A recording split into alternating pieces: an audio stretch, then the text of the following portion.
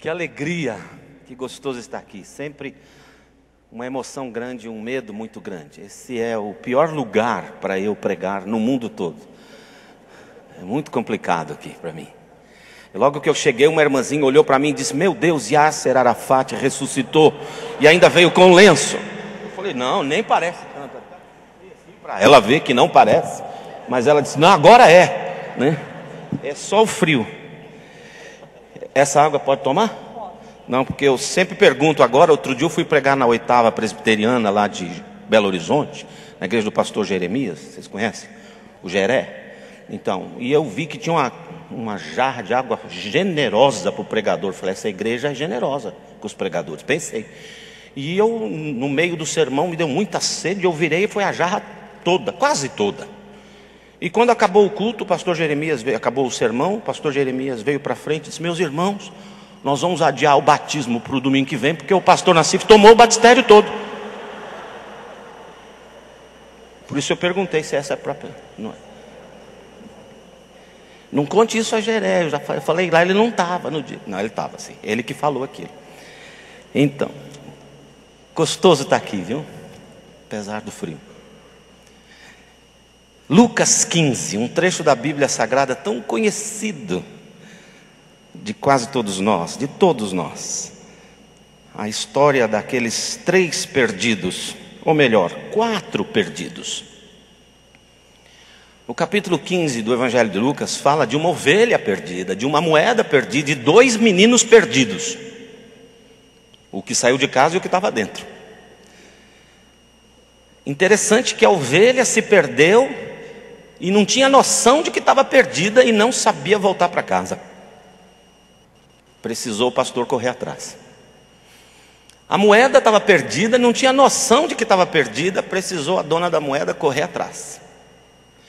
O menino que se afastou de casa tinha noção de que estava perdido, por isso o pai ficou em casa esperando que ele voltasse. Mas os 3, quando são recuperados, tem uma festa para cada um deles. E eu queria ler com você a história tão chamada de a parábola do filho pródigo. Vamos ler a partir do versículo 11. Jesus continuou, porque ele estava contando a história da ovelha e da moedinha, então agora ele continua. Um homem tinha 2 filhos. O mais novo disse ao pai: pai, quero a minha parte da herança. Assim ele repartiu sua propriedade entre eles. Não muito tempo depois, o filho mais novo reuniu tudo que tinha e foi para uma região distante. De lá desperdiçou seus bens vivendo irresponsavelmente. Depois de ter gasto tudo, houve uma grande fome em toda aquela região e ele começou a passar necessidade. Por isso foi empregar-se com um dos cidadãos daquela região, que o mandou para o seu campo a fim de cuidar de porcos. Ele desejava encher o estômago com as vagens de alfarrobeira que os porcos comiam, mas ninguém lhe dava nada.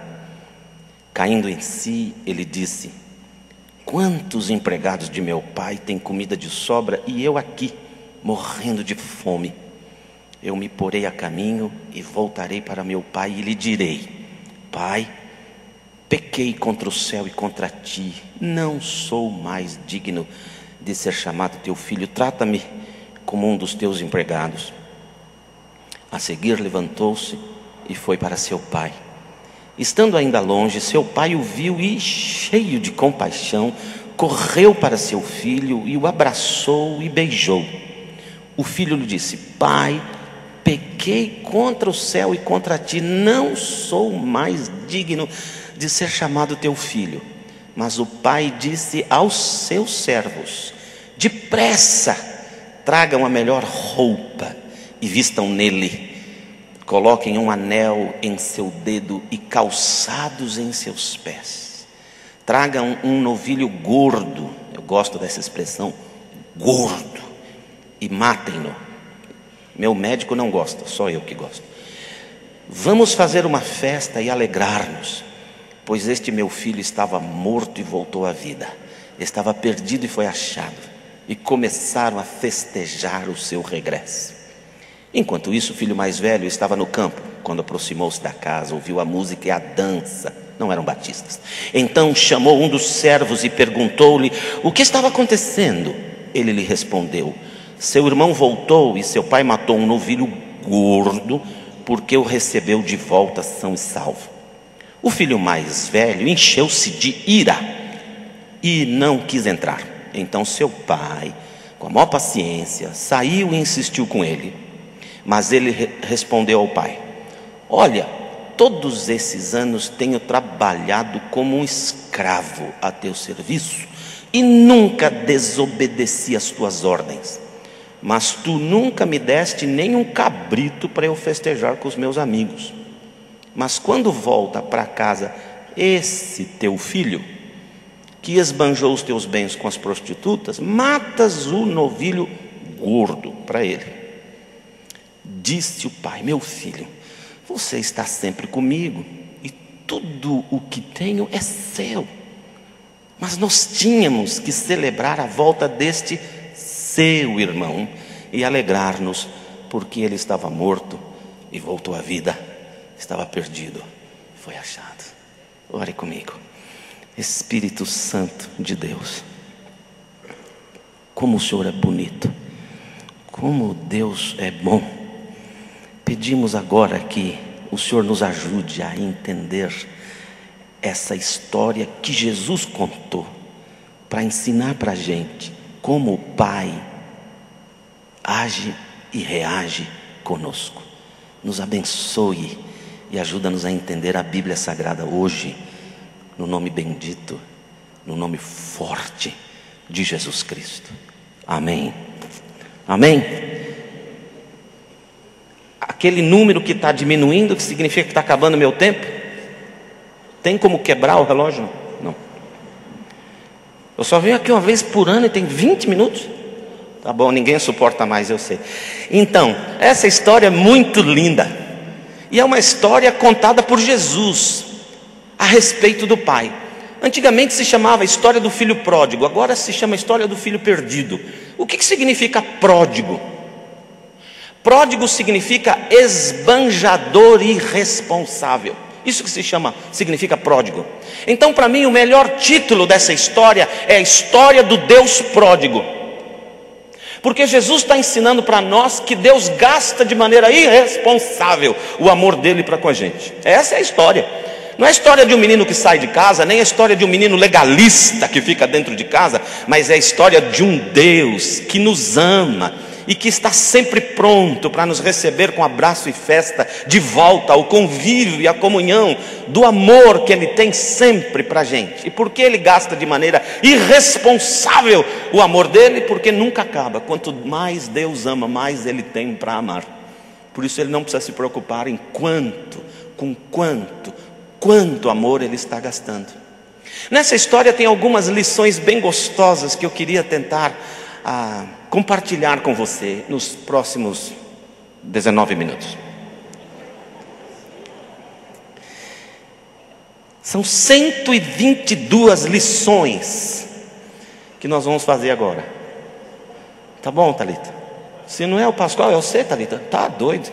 Então, nessa história tem lindas coisas gostosas que Jesus ensina a respeito do Pai. E é gostoso aprendermos de Jesus o que Jesus entende a respeito do Pai, porque isso tira as nossas dúvidas a respeito do Pai e as nossas ideias, quem sabe, erradas a respeito de como o Pai age conosco.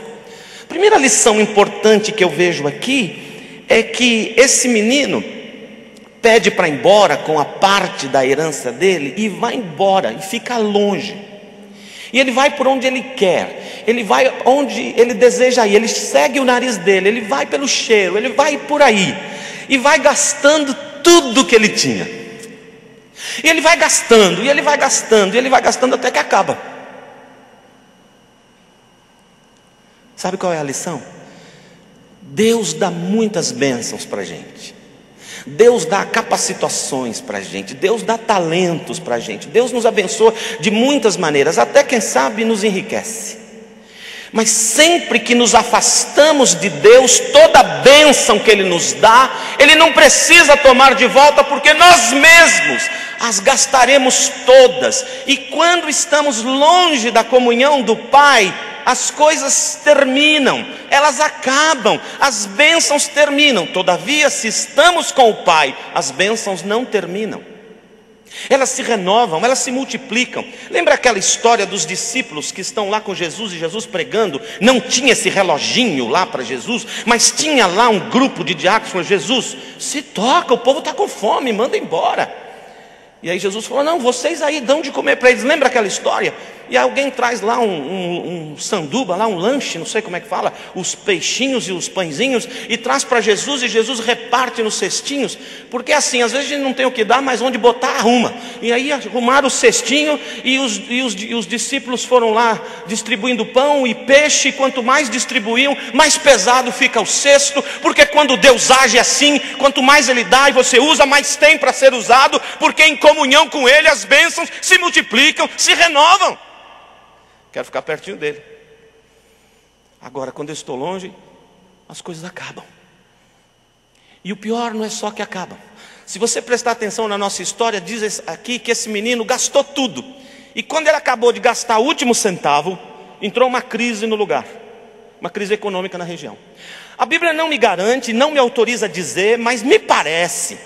A impressão que eu tenho é que quando eu estou afastado de Deus, e as bênçãos que Ele me deu terminam, em vez de ser eu um instrumento de bênção nesse lugar, eu passo a ser um instrumento de desgraça nesse lugar. É interessante, é sintomático o fato de que quando termina o último centavo desse menino, se instala uma crise econômica na região onde ele está vivendo. Quem está afastado de Deus vai viver na miséria espiritual e quem sabe na miséria financeira, e ainda quem sabe atrairá essa miséria àqueles que estão à sua volta. Como é que anda a sua vida? Não está dando nada certo. Tudo que você faz mela, estraga, apodrece, enferruja. Quem sabe não é porque você está longe da presença, da comunhão do seu Pai. Segunda lição.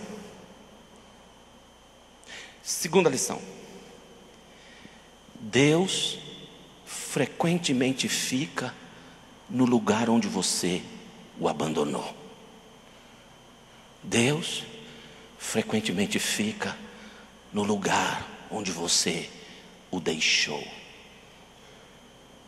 Esse menino sai de casa, não é como ovelha. Aquela ovelha não tinha noção de que estava perdida. O pastor foi atrás. Esse menino sabia.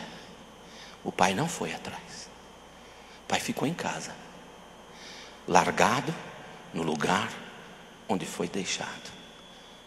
Talvez a sua vida não esteja dando certo. Talvez as coisas estejam muito complicadas para você. Talvez tudo que você põe a mão estraga. Talvez toda escassez de alegria no seu coração. Talvez toda paixão que já se esvaiu da sua vida.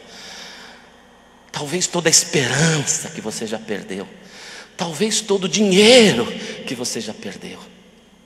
Tem a ver com o fato de que você abandonou o Senhor em alguma esquina do chão da tua existência, lá atrás.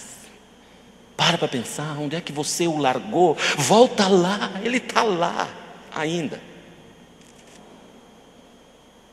A terceira lição dessa história é que esse menino tem uma ideia errada de como é que Deus perdoa. Ele diz assim: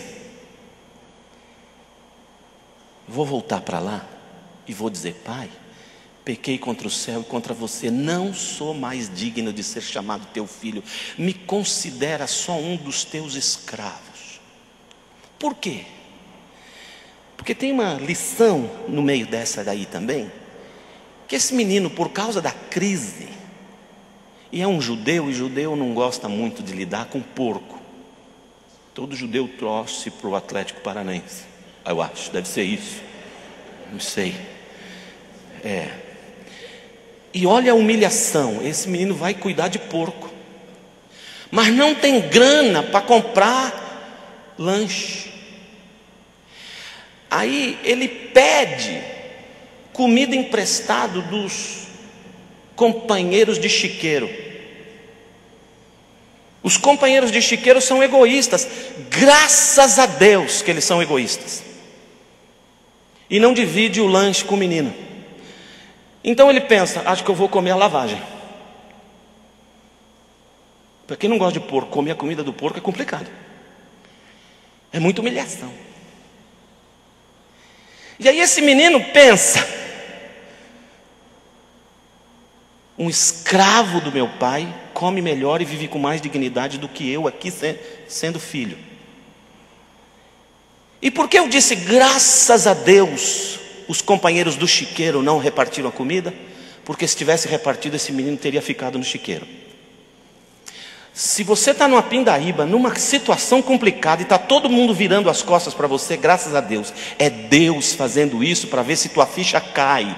Escolhe! Quer continuar vivendo e tendo comunhão com os do chiqueiro? Ou quer voltar para a casa do pai? Escolha sua.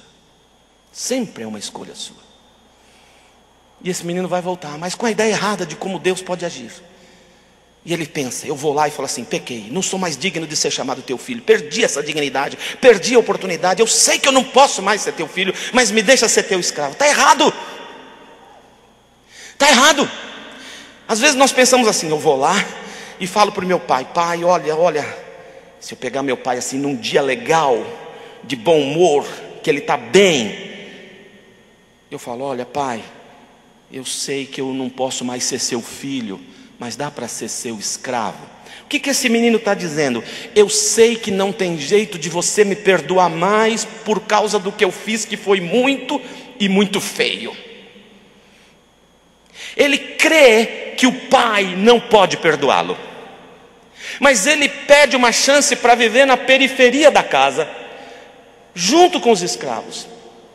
Aí ele pensa assim, quem sabe eu chego lá, meu pai está de bom humor, e ele vai dizer assim, voltou? Quer morar aqui? Não, vai morar lá com os escravos, e também não vai pegar a cama deles não, dorme onde puder. Ele pensa isso. Mas o pai não é assim. O Senhor Jesus está contando essa história para nós. Tem gente que, afastado do Senhor, quer voltar, e volta com a motivação errada, ou com o critério de relacionamento errado. Ele pensa assim, se eu voltar e meu pai dar uma perdoadinha de longe, eu vou servir a Deus como missionário no Afeganistão para o resto de minha vida, porque Deus me perdoou. Está errado. Eu vou me tornar um escravo de meu pai. Eu vou dizer para ele assim, pai, eu sei que eu não sou mais teu filho, mas eu quero te dizer uma coisa, eu estou pegando todos os meus sonhos e jogando no lixo. De hoje em diante não interessa mais a minha vida, interessa só o que você quer fazer de mim. Pode fazer de mim gato e sapato, pode fazer o que você quiser comigo. Está errado. Ninguém pode servir a Deus por culpa.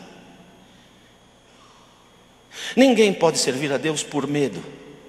A gente só pode servir a Deus porque nós estamos apaixonados por Ele, sabemos que Ele está apaixonado por nós, e o nosso serviço é resultado do meu amor intenso e da minha paixão avassaladora por Ele.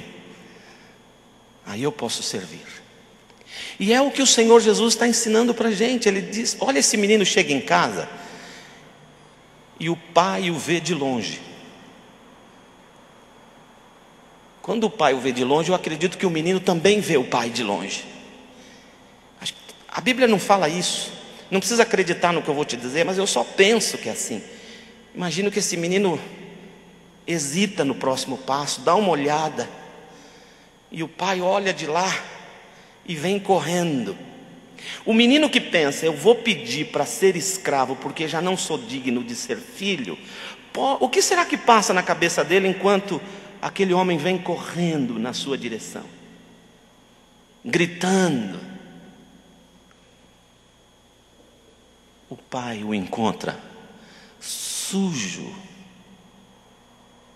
por causa da viagem, suado e com cheiro de porco. Eu vou te dizer uma coisa: o lugar que você frequenta, as pessoas com as quais você se relaciona, delas você arranca o cheiro.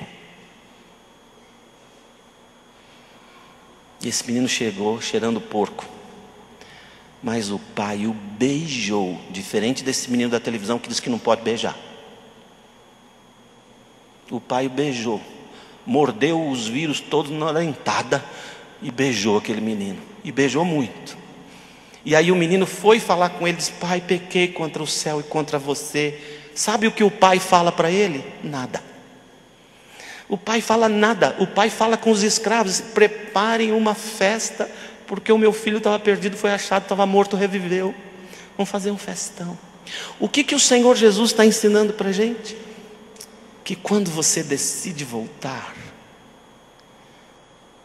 Deus não quer saber nada de você, a não ser primeiro fazer uma festa de amor com você. Depois de o Senhor celebrar uma festa de amor, de reconciliação, de reconquista, de resgate de sua vida, então, depois, você conversa com Ele sobre como servi-lo.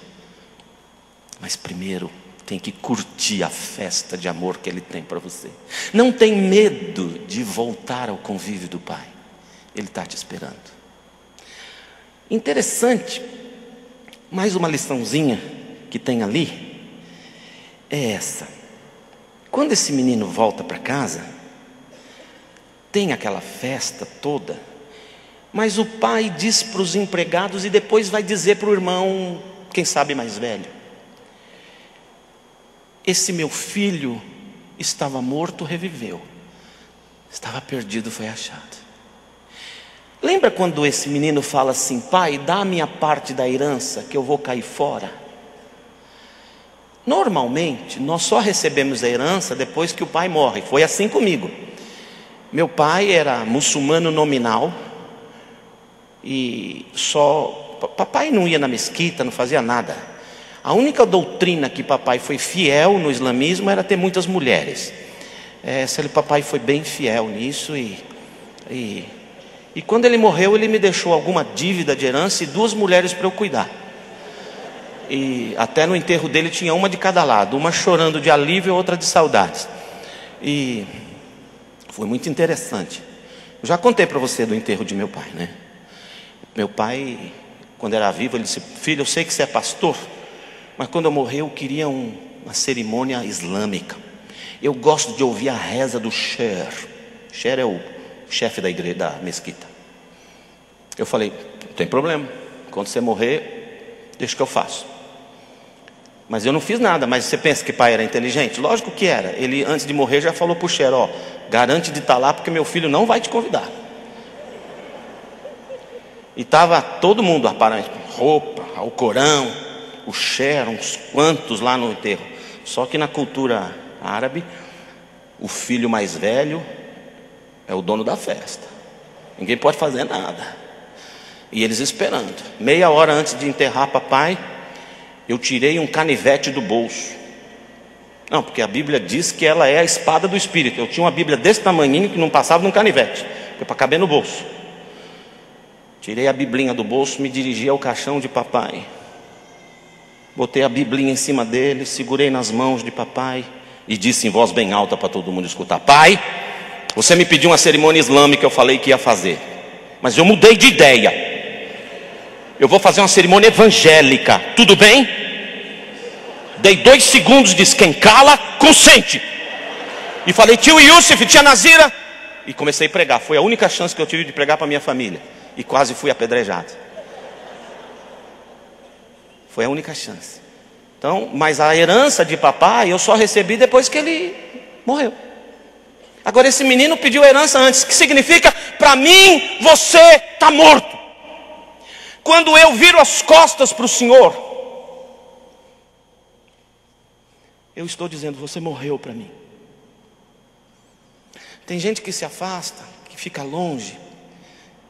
Talvez você está assistindo por alguma razão isso pela internet e está bravo, longe, e diz para mim: Deus morreu, a igreja acabou. A lição que eu aprendo aqui, que o pai diz é essa: esse meu filho estava perdido e foi achado. Ele estava morto e ressuscitou.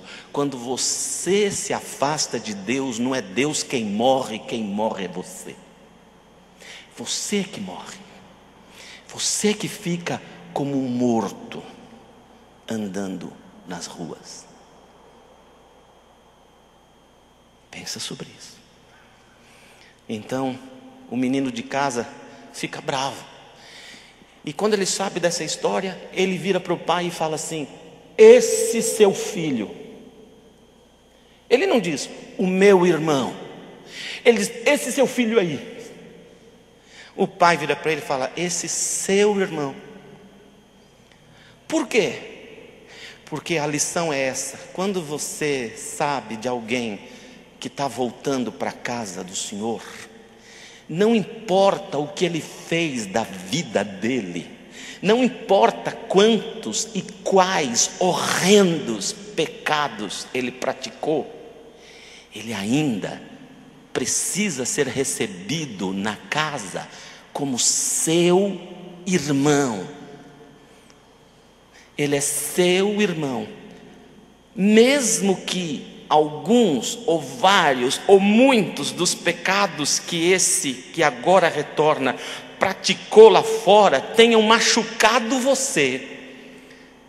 Deus espera que você receba cada um que retorna com o abraço e com o beijo e com a festa que esse pai proporcionou àquele filho. Nunca diga: esse aí voltou, esse aí filho de Deus, mas comigo eu não quero nada. Não. Ele é seu irmão. Última lição.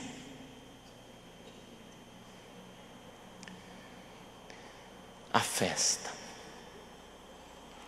Olha a festa. Não é a última não. Dá para dar. Muito importante você saber que o menino que estava dentro de casa, ele era um legalista. Sabe o que é legalista? Legalista é um supersticioso. O que é a pessoa que tem superstição? Olha, não deixa o sapato com a sola para cima que dá azar. Bota para cima. Olha, faz aquilo, faz uma oferenda faz esse negócio aqui, não põe isso ali, porque a gente fazendo assim, nós vamos ficar protegidos de qualquer mal que possa chegar à nossa vida. Esse é o supersticioso. O legalista é um supersticioso dentro da igreja. Olha que esse menino fala: pai, eu trabalho que nem um camelo para você. Eu nunca desobedeci uma ordem sua. Ou seja, eu faço tudo que o figurino manda. Então, você tem que me abençoar. O legalista é um supersticioso, porque ele pensa que, em cumprindo com as regras da sua religiosidade, Deus fica obrigado a protegê-lo, abençoá-lo e cuidar dele. A motivação está errada. Não seja assim. Não seja um supersticioso legalista supersticioso. Simplesmente saiba que tudo que é do Pai é seu também. Desfrute das coisas do Pai. E aí vem a festa. E na festa o pai manda botar uma roupa boa. O que é roupa boa? Roupa boa. Roupa boa deve ser que não estraga, né? Bonita, fashion. Tem alguns que a roupa fecha os olhos que está doendo.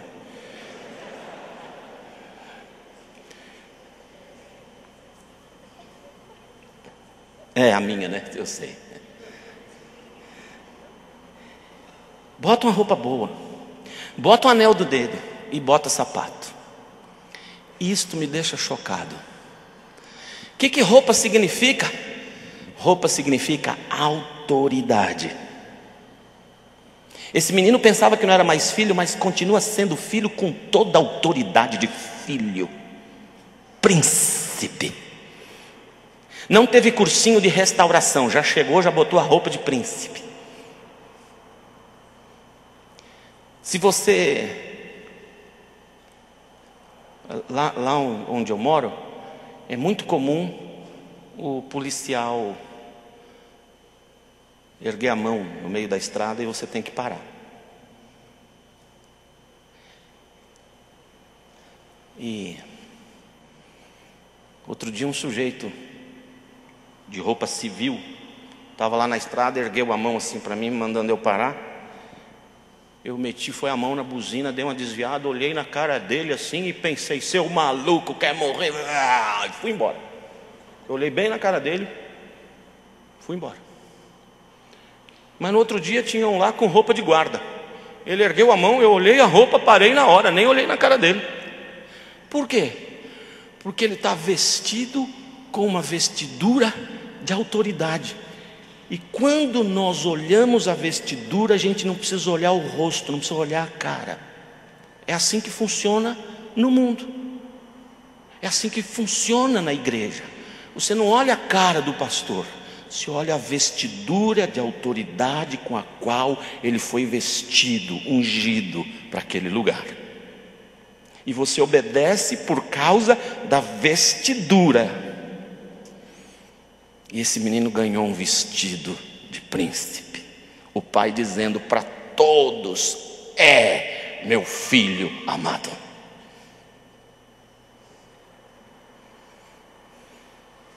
Depois ele bota anel. O que é anel? Anel é um símbolo de pertencimento. Eu tenho esse anelzão grandão aqui, para todas as mulheres do mundo saberem que esse homem bonito que está aqui tem dona.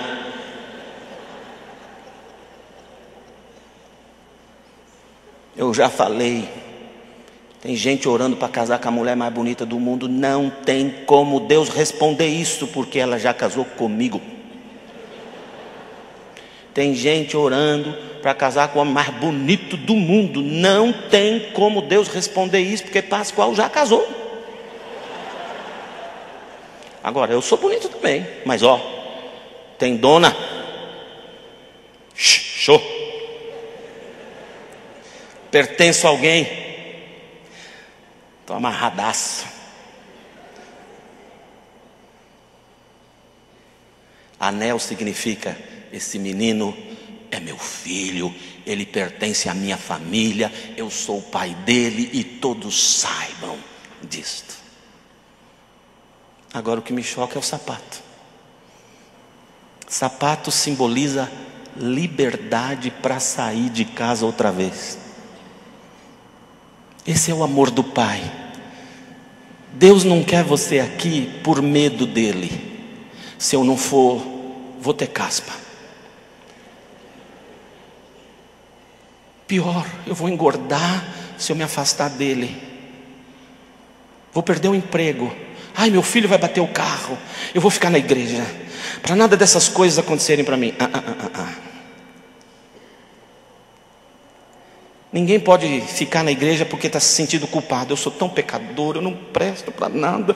É melhor eu ficar aqui, fazer tudo que ele mandar, que quem sabe ele quebra o galho e não deixa nada de mal acontecer para mim. Não. O critério da permanência na casa do Pai chama-se amor. E o Pai te ama tanto que diz para você: põe sapato no seu pé, para você saber que as portas estão sempre abertas. Se você quer se aventurar outra vez ao mundo distante, perder de novo todas as bênçãos, entrar na crise outra vez, conviver com o chiqueiro outra vez, como falamos lá em casa, up to you, é por sua conta. Você tem liberdade de sair.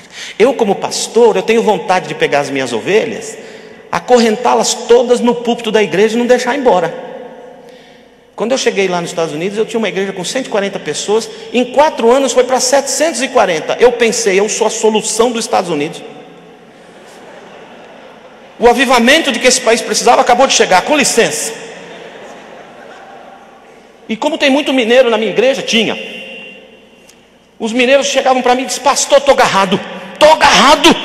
Agarrado é, estamos juntos, conta comigo, gostei de você, vamos servir o Senhor juntos. Estou agarrado em mineirês. Estou agarrado. Aí veio a crise americana e eles começaram a conhecer os meus 1428 defeitos. E na medida que eles foram conhecendo os meus defeitos, eles viraram para mim e disseram: pastor, estou vazando. É vazando. Estou vazando, pastor. Estou vazando. Vazou todo mundo. Não é complicado. Eu falei: não, eu tenho que agarrar todo mundo aqui. Vou prender, não posso perder a ovelha. Tenho 20.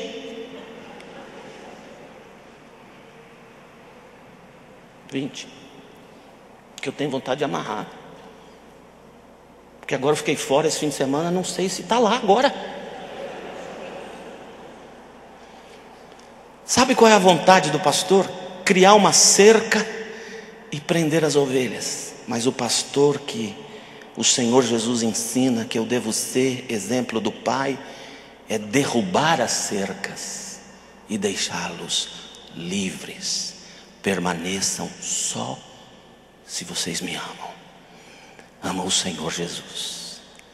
Sapato, símbolo de que as portas estão abertas, você é livre. Só fique se você me ama. Feche seus olhos.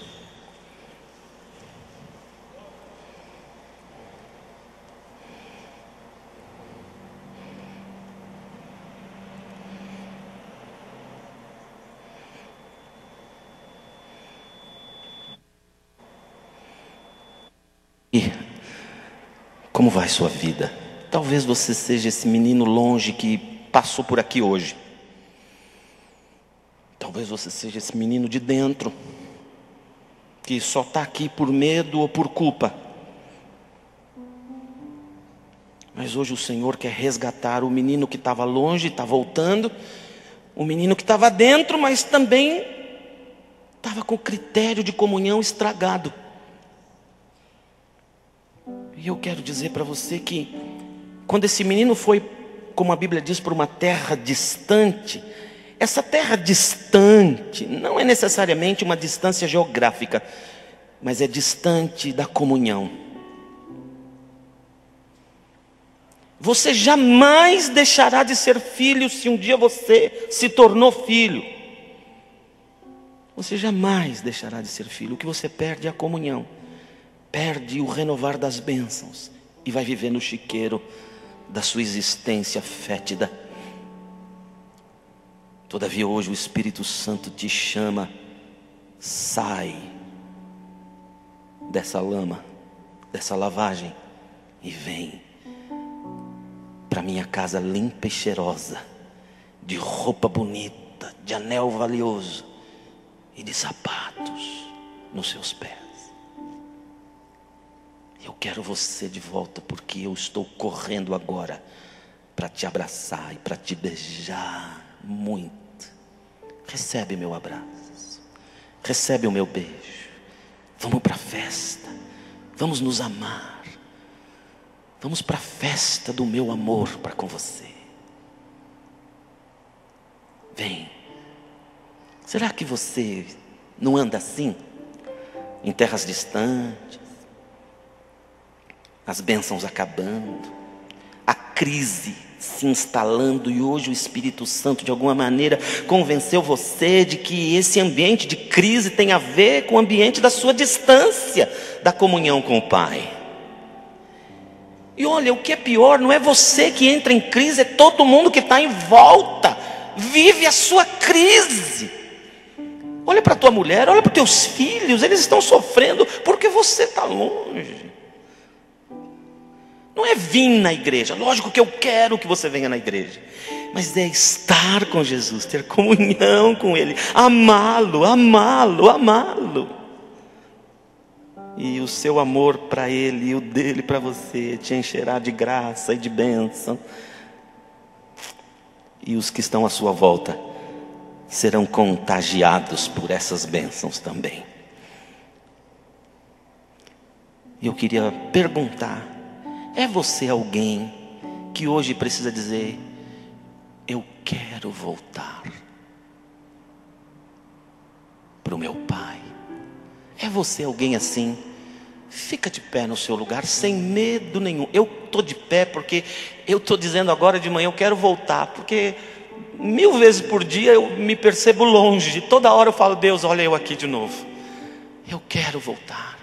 É você que quer voltar? Fica de pé no seu lugar e eu vou orar por você. Se você é um desses, fala: Senhor, eu quero retornar à comunhão. Não tenha medo. Eu vou orar por você. Estou vendo algumas pessoas ficando de pé. Não tenha medo, não tenha medo, não tenha vergonha. Ninguém vai olhar para você.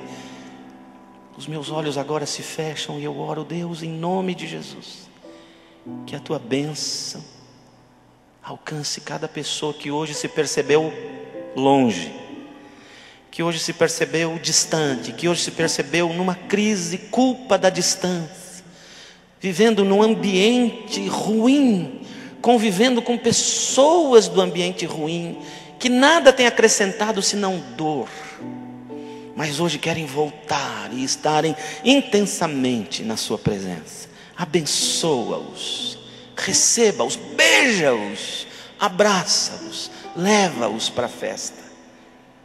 Dá a tua bênção para cada um, no nome de Jesus Cristo. Amém. Obrigado, podem se assentar. Louvado seja. Mas eu tenho mais um apelinho. Posso, Thalita? 2 minutos? Talvez você nunca tenha manifestado o seu desejo de ser filho. Deixe-me dizer uma coisa: Deus te ama e tem um plano maravilhoso para a sua vida. Todavia o amor e o plano de Deus não se cumprem na sua vida por causa do pecado. A Bíblia diz que o pecado nos separa de Deus. O salário do pecado é a morte. O seu pecado te separa de Deus e impede a presença, o poder, o plano e o amor de Deus na sua vida. Todavia, o Senhor Jesus Cristo morreu na cruz do Calvário. Você sabe, às vezes a gente se sente abandonado, mas a única pessoa abandonada por Deus na história do mundo foi o Senhor Jesus. O Senhor Jesus foi a única pessoa verdadeiramente abandonada pelo Pai. Por quê? Porque estava nele todo o pecado da humanidade, o meu e o seu, e Deus o rejeitou por causa do meu pecado colocado sobre Jesus. E sabe por que o Pai rejeitou Jesus? Para nunca mais ter que rejeitar nem a mim, nem a você. Ele morreu na cruz por causa dos meus pecados. E em quarto e último lugar, a Bíblia Sagrada diz que se eu crer com o meu coração e falar com a minha boca, ou falar com as minhas mãos: Senhor Jesus, eu creio no Senhor, é verdade, sou pecador, mas eu abro a porta do meu coração, entra, torne-se o meu Salvador. Sabe o que vai acontecer com você? Você vai ganhar 4 presentes de Deus. Primeiro, perdão de todos os seus pecados, todos os seus pecados, todos os seus pecados, todos. Segundo, uma nova vida para viver nessa vida. Eu vim para dar vida e vida em abundância. Sem problema? Não. Com resolução no problema. Sem lutas? Não. Com vitória nas lutas. Uma vida com propósito, com direção.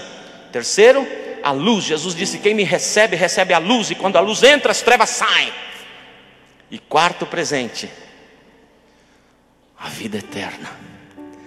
A vida eterna lá no céu. Se tão somente você crer com o coração e com a sua boca você o convidar. Eu vou falar essa oração assim: Senhor, eu creio, sou pecador, me perdoa, entra, torne-se o meu Salvador. Vou falar essa oração, simples. E se você quer receber Jesus hoje, se você nunca o fez, se você nunca falou, se você nunca gesticulou com as suas mãos, convidando Jesus para entrar no seu coração, você vai fazer isso agora, em nome de Jesus. Jesus preparou esse culto, esse lugar, todo esse momento por sua causa, para que você agora tenha essa oportunidade de convidá-lo para entrar no seu coração. Feche os seus olhos, igreja orando, clame ao Espírito Santo que convença do pecado, da justiça, do juízo. Repreenda toda a obra do inferno. A Bíblia diz que Satanás tenta cegar o entendimento do incrédulo, para que não lhe resplandeça a luz do Evangelho. A igreja repreende agora toda a hoste do mal, clama ao poder do Espírito Santo. E você, Repete essa oração comigo assim, se você nunca o fez, repete agora. Se você nunca o fez, repete comigo. Fecha os seus olhos, não tem medo. Solta a tua voz. Voz alta, suficientemente alta para você escutar a tua voz. Repete comigo, não tem medo. Senhor Jesus, eu abro a porta do meu coração.